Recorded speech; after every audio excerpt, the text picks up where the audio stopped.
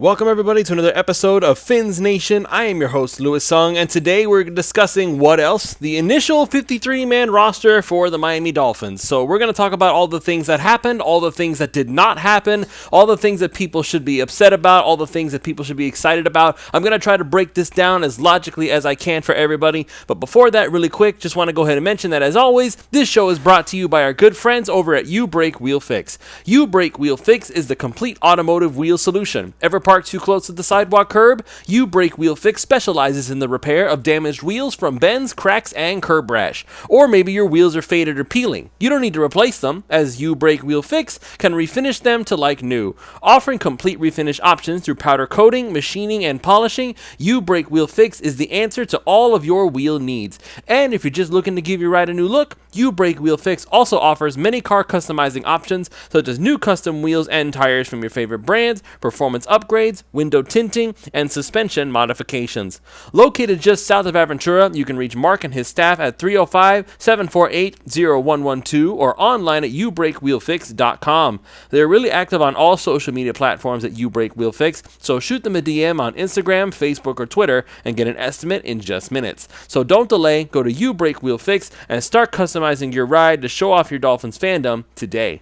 This show is also brought to you by PrizePicks.com. PrizePicks.com is a revolutionary fantasy platform where you can now pick up to 6 different players across professional sports leagues. Whether that's the NFL, the NBA, the MLB, one of each, it's up to you to decide. Just choose whether your chosen player will get more or less than the projected stat. They give you free squares. Today is actually Taco Tuesday as I am recording this, so that was yesterday. Make sure that you're keeping an eye out on those because they give you discounted props for those. There are also Flex Friday specials where you can get your money back if you lose or multiply the amount of money you can normally win. Of course, you can also pair that with the actual prop of a free square with Dak Prescott. So again, they give it to you for free. With offers like that, it's hard to justify not signing up if you're any kind of a fantasy sports fan. So use the promo code 5, that's FIVE, and they will match up to $100 on your initial deposit when you sign up. Again, that's promo code 5, FIVE. Go to prizepicks.com, deposit your $100, and let PrizePicks give you $100 of their dollars for you to play with and get started winning today. Okay, everybody, so let's just go ahead and get started here. First, we'll address the elephant in the room here. The Miami Dolphins did not end up trading for Jonathan Taylor as of the deadline for the 53-man roster cuts at 4 p.m. on Tuesday afternoon.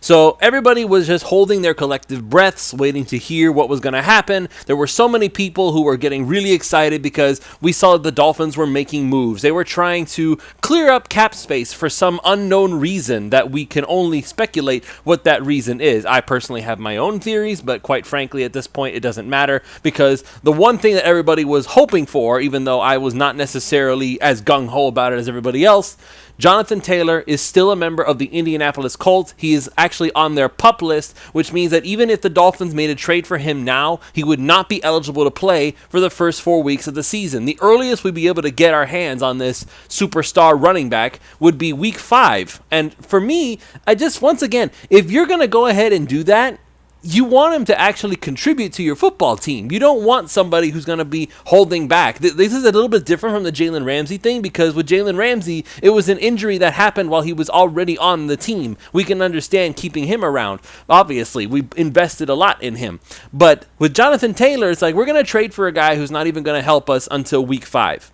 Now it makes even less sense than it did before, and it didn't make a whole lot of sense to me even before that. I already expressed my reasons as to why. I personally feel like the Miami Dolphins running back room is fine as it is. And once again, in spite of the fact that the Dolphins have gone after all of these free agent running backs, they looked at the Josh Jacobs thing, they looked at Dalvin Cook, they looked at Jonathan Taylor, allegedly they looked at Saquon Barkley. I get it. I understand all of it.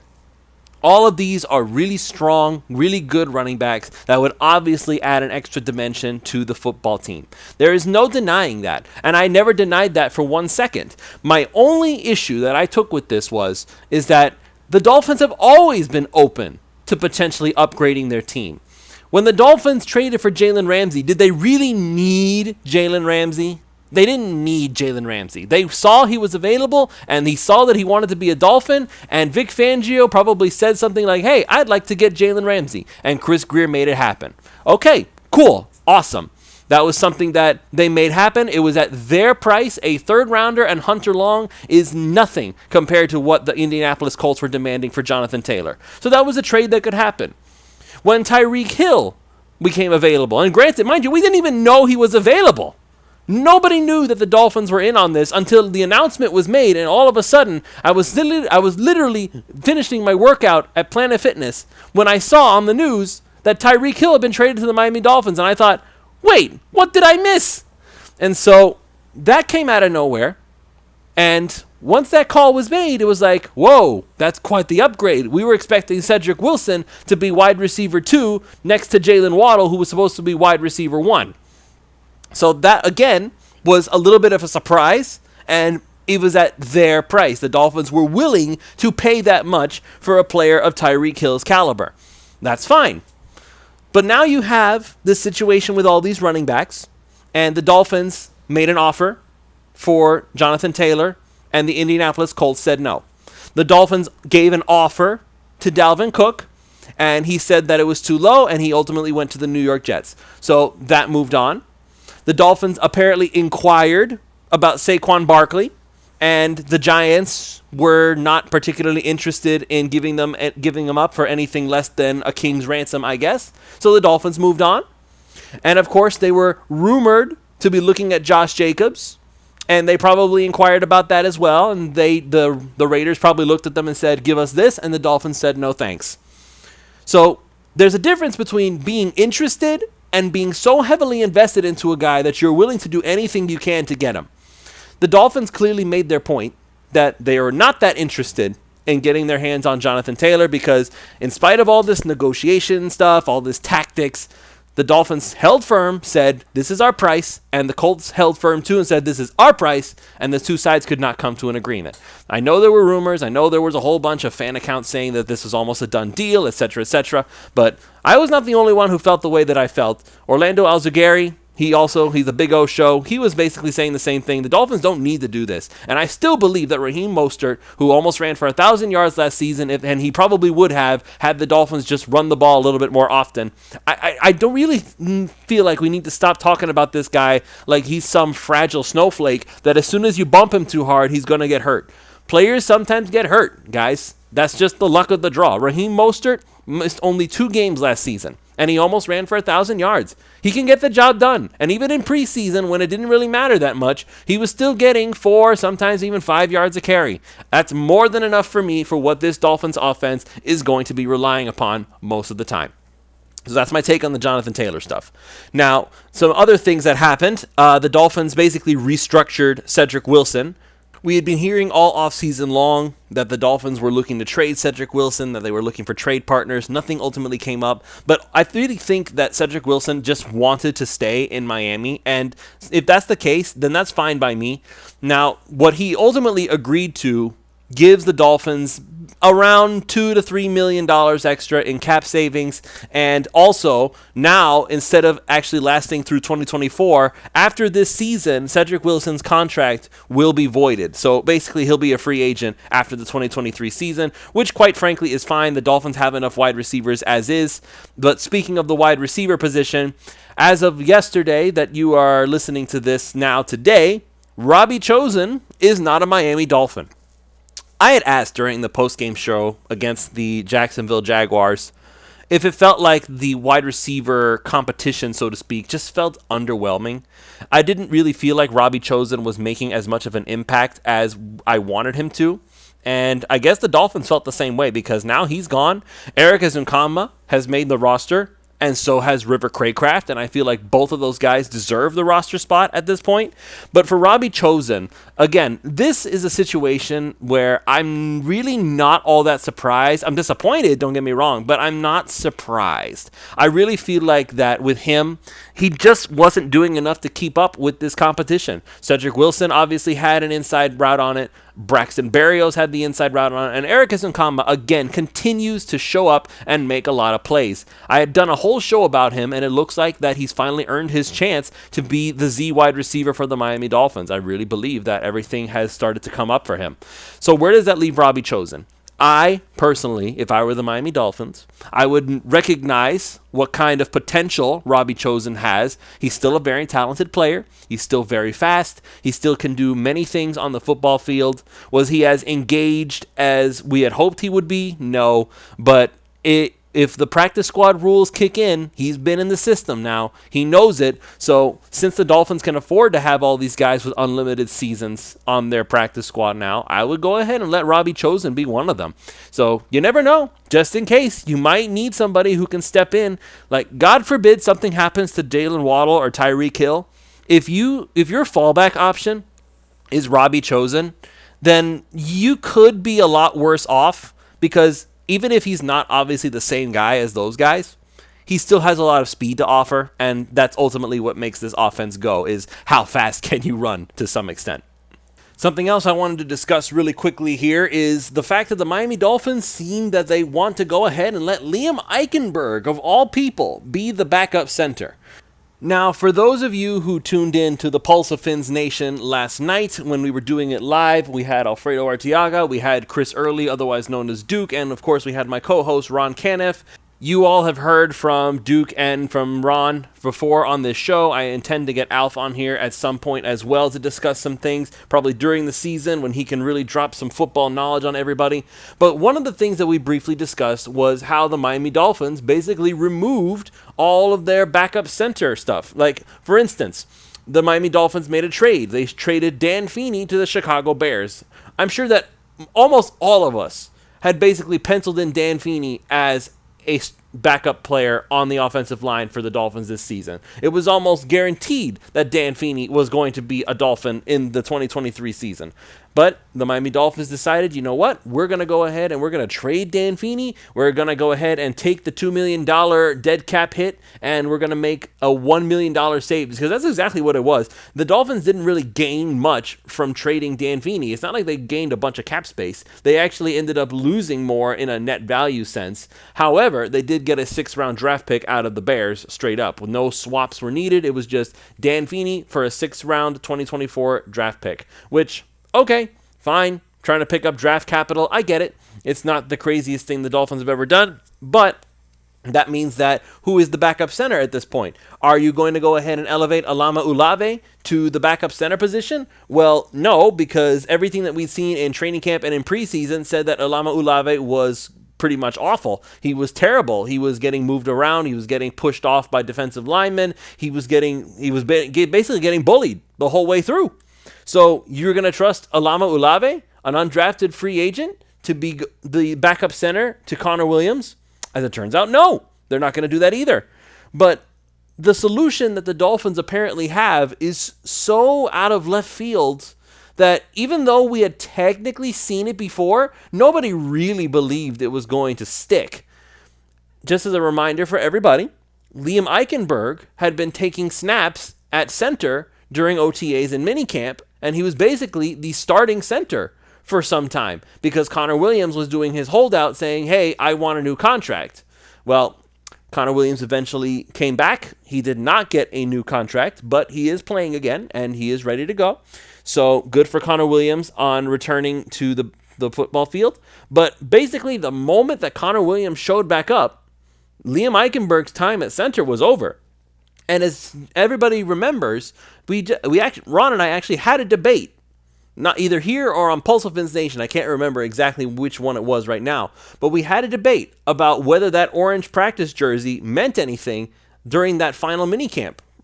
And Ron had basically said that it didn't really mean anything, that this was just the coaching staff trying to send a message to Connor Williams saying, hey, listen, you're replaceable. We don't really need you that badly. Look, Liam Eichenberg's doing a fantastic job.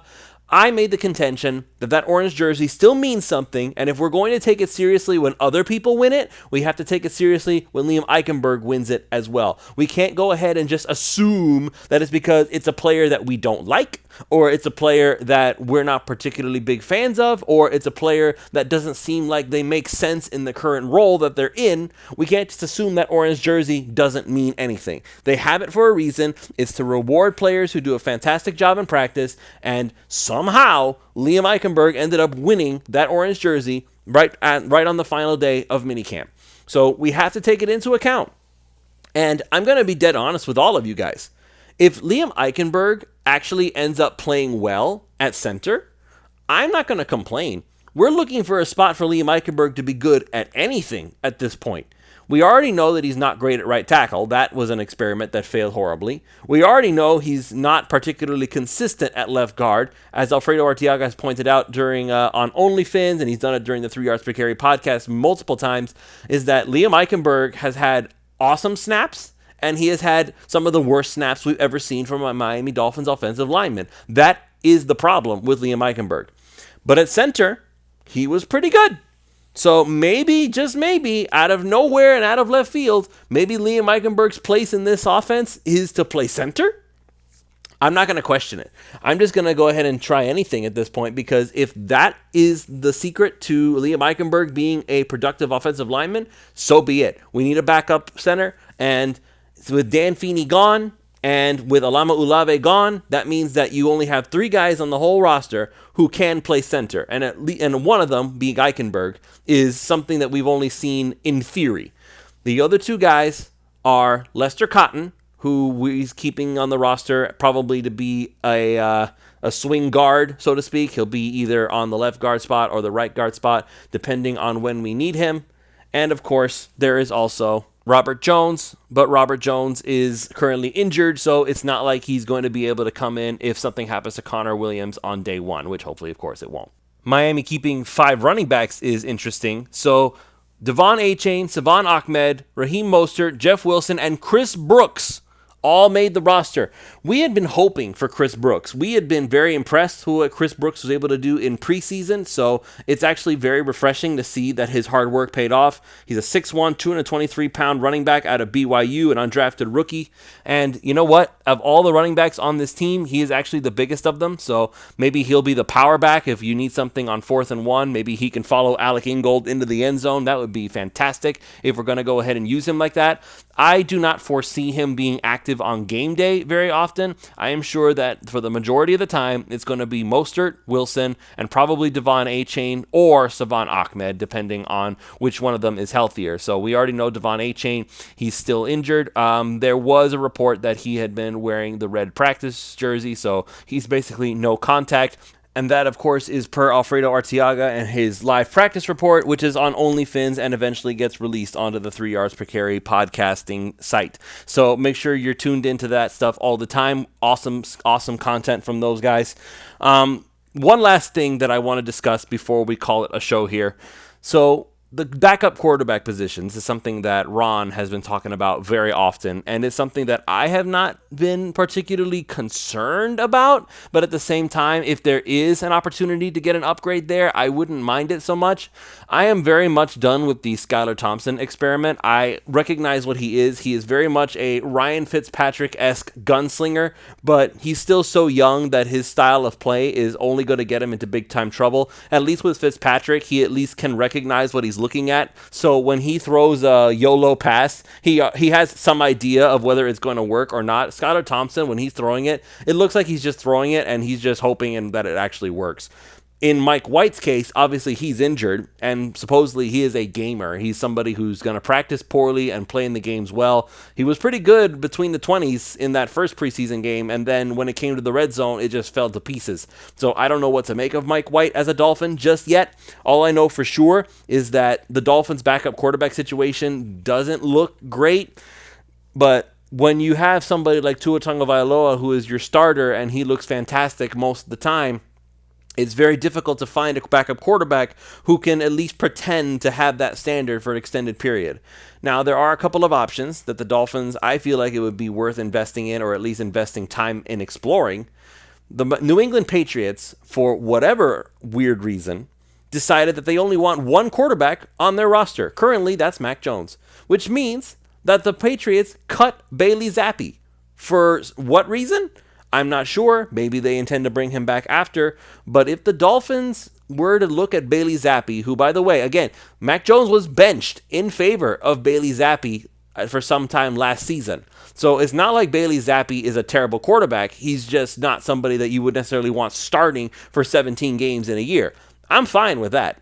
So by all means, let the Dolphins take a quick look at him, because maybe if he can take over for Skylar Thompson, if Bailey Zappi is your 3 or even your 2, depending on how well they compete with each other, I would be much more comfortable with that than having to rely on Skylar Thompson. Or, as Chris Early pointed out on Pulse of Fins Nation, and this is another option the Dolphins could potentially look at, and it would be very interesting, Colt McCoy was recently released.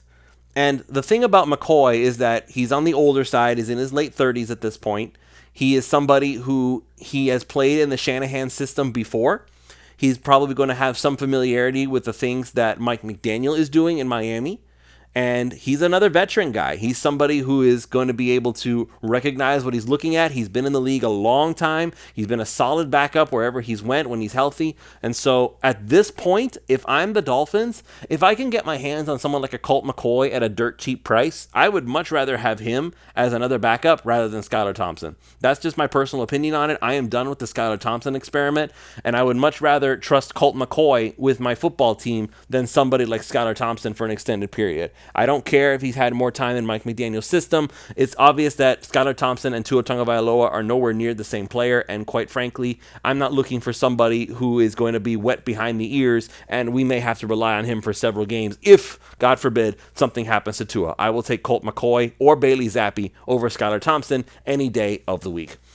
So that's going to be it. I'm going to go ahead and end it off here. There's going to be more to discuss as the week goes on. We're going to be getting more information about some churning of the bottom of the roster. We're probably going to see some guys get cut. Again, this is only the initial 53-man roster that we're looking at. These are some of the basic highlights that I wanted to point out because these are the most important things that I recognize. There's going to be more churning. We're going to see more players coming in and out. We're going to see some players land on the practice squad, and we'll discuss all that as well. So there's plenty to reach out for. By the way, if you haven't already done so, go to You Break Wheel Fix, reach out to them at 305-748-0112 or online at youbreakwheelfix.com, and of course go to prizepicks.com, use the promo code 5, that's FIVE, take advantage of that free Dak Prescott square that's currently going on right now. Just deposit your $100 using the promo code 5 and they will match up to $100 on your deposit when you do so.